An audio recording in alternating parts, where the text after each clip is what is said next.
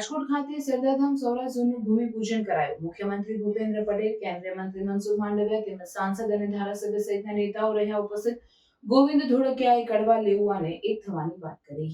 નમસ્તે મિત્રો, આજે રાજકોટમાં સરદારધામના આયોજનનું જે ભૂમિપૂજન હતું એમાં માનનીય શ્રી સીએમ સાહેબ સાથે બધા આવેલા, એનો આનંદ છે અને આ રાજકોટને માટે ગૌરવની વાત છે અને અમારા માટે, આપણા સૌ માટે પણ ગૌરવની વાત છે। કારણ કે અહીંયા જે સરદારધામ બનશે એમાં બહુ આપણા બાળકો, વિદ્યાર્થીનીઓને મોટો લાભ થશે અને એ ક્યાં ચાલુ ભણતર નથી, યુપીએસસી, જીપીએસસી એ બધું એનું એજ્યુકેશન થવાનું છે, જેમ અમદાવાદમાં થઈ રહ્યું છે।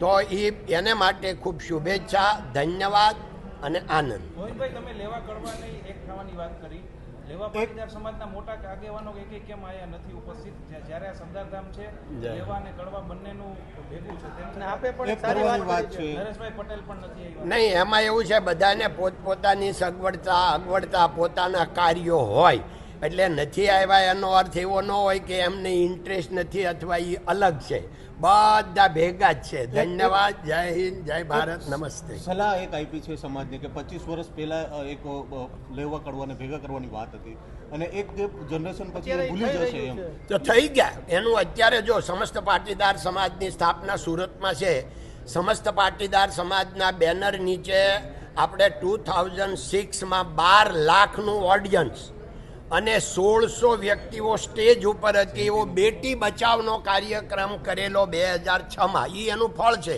કે પહેલાં જે 1800 દીકરીઓ હતી, આજે 950 થઈ ગઈ, એનું ફળ છે।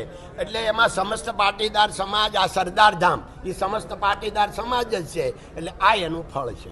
ધન્યવાદ। જ્યારે મુખ્યમંત્રીનું વેલકમ કરવામાં આવ્યું ત્યારે જયંતિ સરદારાને દૂર રાખવામાં આવ્યા હતા, તે પાછળ જય શ્રી, એ તો મને ખબર નહીં, હું તો અહીંયા બેઠો જ ભાઈ ઓડિયન્સમાં, મને કાંઈ